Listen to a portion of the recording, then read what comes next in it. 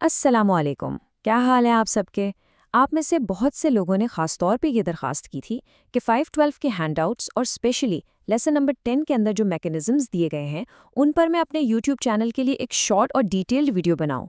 تو لیجئے، آج کی اس ویڈیو میں ہم بالکل یہی کرنے والے ہیں۔ ہم بائلنگولزم یعنی دو لسانیت کو مکمل اردو میں بہت ہی آسان اور دلچسپ انداز میں سمجھیں گے تاکہ آپ کا ہر کانسیپٹ بالکل کلیئر ہو جائے۔ دیکھیں، سب سے پہلے تو ہم اس بہت ہی عام سی غلط فہمی کو دور کرتے ہیں۔ کیا آپ کو بھی لگتا ہے کہ دو زبانیں بولنے سے ہمارا دماغ کنفیوز ہو جاتا ہے؟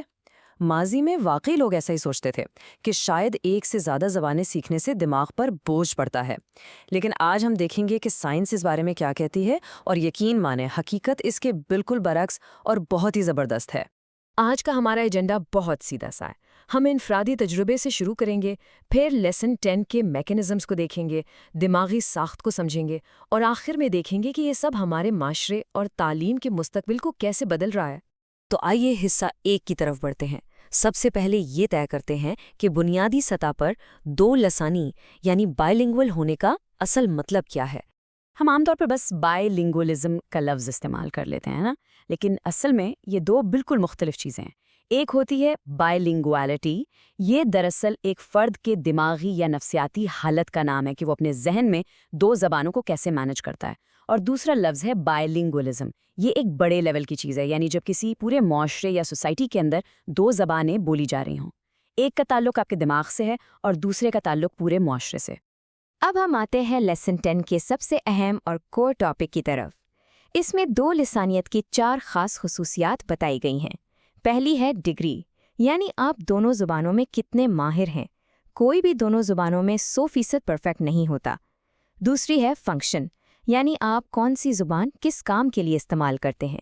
تیسری ہے آلٹرنیشن، مطلب آپ موقع محل کے حساب سے کیسے ایک زبان سے دوسری میں شفٹ ہوتے ہیں۔ اور چوتھی ہے انٹرفیرنس، یعنی جب آپ بول ایک زبان رہے ہوں لیکن دوسری زبان کا کوئی لفظ یا لہجہ اس میں شامل ہو جائے۔ یہ چاروں مل کر آپ کا بائلنگول پروفائل بناتے ہیں۔ ان میں سے فنکشن کو ذرا اور ڈیٹیل میں دیکھتے ہیں، کیونکہ لیسن 10 میں اس پر کافی زور دیا گیا ہے۔ اس کے 2 پہلو ہیں، ایک بیرونی کہ آپ کا سوسائٹی میں دوسری زبان سے کتنا واسطہ پڑتا ہے، آپ پر جاب یا فیملی کا کتنا پریشر ہے، اور دوسرا ہے اندرونی پہلو۔ ذرا سوچیں کہ آپ اپنے ذہن میں خود سے کس زبان میں بات کرتے ہیں، آپ کے خواب کس زبان میں آتے ہیں۔ یہ اندرونی اور بیرونی چیزیں مل کر ہی یہ طے کرتی ہیں کہ آپ کس زبان پر زیادہ عبور حاصل کریں گے۔ حصہ 2، دو لسانی دماغ کے اندر۔ بیرونی عوامل کو تو ہم نے سمجھ لیا، اب ذرا دماغ کے اندر چلتے ہیں اور دیکھتے ہیں کہ یہ سب پروسیس کیسے ہو رہا ہے۔ کیا آپ نے کبھی غور کیا ہے کہ چھوٹے بچے 2 زبانیں ایک ساتھ کیسے سیکھتے ہیں؟ والیٹیرا اور ٹیشنر کا ماڈل اسے 3 بڑے کمال کے سٹیپس میں بتاتا ہے۔ سب سے پہلے بچہ دونوں زبانوں کو ایک ہی سمجھتا ہے، اس کے لیے سب مکس ہوتا ہے۔ پھر دوسرے سٹیپ میں آ کر وہ الفاظ کو الگ الگ پہچاننے لگتا ہے، لیکن گرامر ایک ہی استعمال کرتا ہے۔ اور فائنل سٹیپ میں وہ دونوں زبانوں کی گرامر اور الفاظ کو بالکل الگ الگ کر لیتا ہے۔ یہ ایک بہت ہی زبردست دماغی سفر ہے۔ اب ایک بڑا سوال یہ پیدا ہوتا ہے کہ کیا ہمارے دماغ میں ہر زبان کا الگ الگ فولڈر ہوتا ہے؟ ریسرچ کے مطابق اس کے 2 نظریے ہیں۔ ایک کہتا ہے کہ دماغ میں ہر زبان کی الگ سٹوریج ہے، دوسرا کہتا ہے کہ نہیں بھائی، دماغ میں ایک ہی مشترکہ سٹوریج ہے جو دونوں زبانوں کو کنٹرول کرتی ہے۔ اصل میں جو لوگ دونوں زبانوں میں بہت زیادہ ایکسپرٹ ہو جاتے ہیں، ان کے دماغ میں اتنے زبردست کنیکشن بن جاتے ہیں کہ انہیں بات کرتے وقت دماغ میں ٹرانسلیشن کرنے کی ضرورت ہی نہیں پڑتی۔ حصہ 3، کوڈ سوئچنگ کا فن۔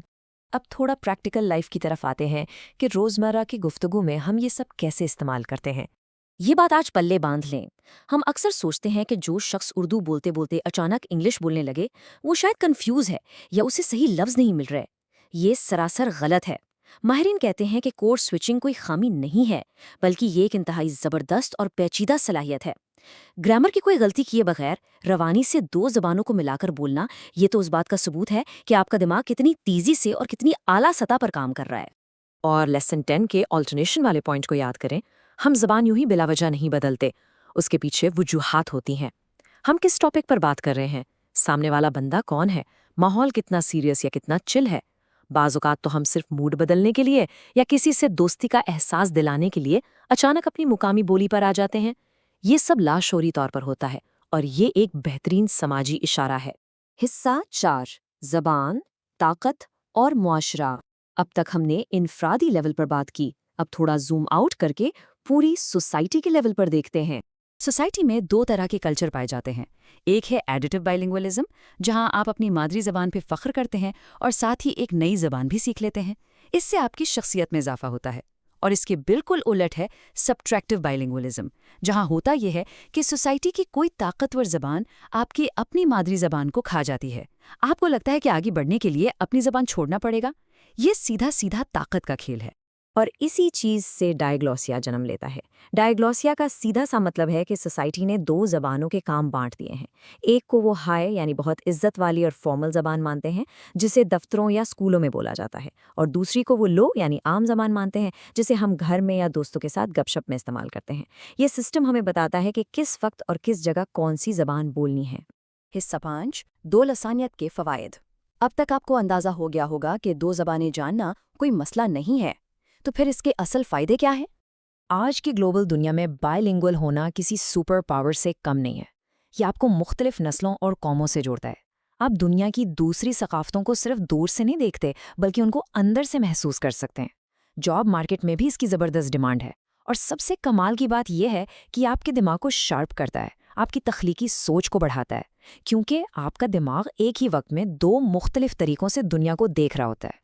مشہور ماہر لسانیات فش مین نے کیا کمال کی بات کہی ہے، ذرا غور کیجیے گا۔ وہ کہتے ہیں کہ ایک ایسی دنیا جو خود کثیر لسانی ہو، وہاں آپ کا کثیر لسانی ہونا ہی سب سے بہتر اور عقل مندی کا فیصلہ ہے۔ آج کے اس دور میں ایک سے زیادہ زبانیں جاننا کوئی عیاشی یا بوجھ نہیں، بلکہ یہ ایک بنیادی ضرورت اور آپ کا سب سے بڑا اثاثہ ہے۔ یہ سچ ہے، تعلیم کا مستقبل۔ تو اس سب کا ہماری آنے والی نسلوں اور ایجوکیشن سسٹم پر کیا اثر ہوگا؟ پرانے وقتوں میں بائی لنگول ایجوکیشن کو ایک سائیکل کے 2 الگ الگ پہیوں کی طرح سمجھا جاتا تھا کہ بھائی دونوں زبانوں کو بالکل الگ الگ رکھو ورنہ بچہ کنفیوز ہو جائے گا۔ لیکن آج کا ماڈرن نظریہ اسے ایک برگد کے درخت یعنی بنین ٹری کی طرح دیکھتا ہے۔ جیسے برگد کی جڑیں آپس میں جڑی ہوتی ہیں اور مل کر درخت کو مضبوط کرتی ہیں، بالکل ویسے ہی جدید ایجوکیشن سسٹم میں بچوں کو زبانیں ملا کر اور اپنے ماحول کے حساب سے فلیکسیبل طریقے سے استعمال کرنا سکھایا جا رہا ہے۔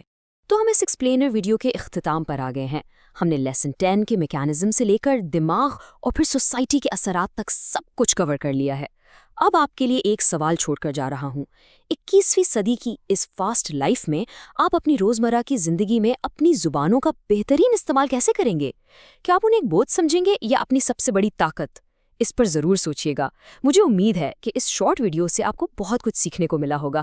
دیکھنے اور سننے کا بہت شکریہ۔ اللہ حافظ۔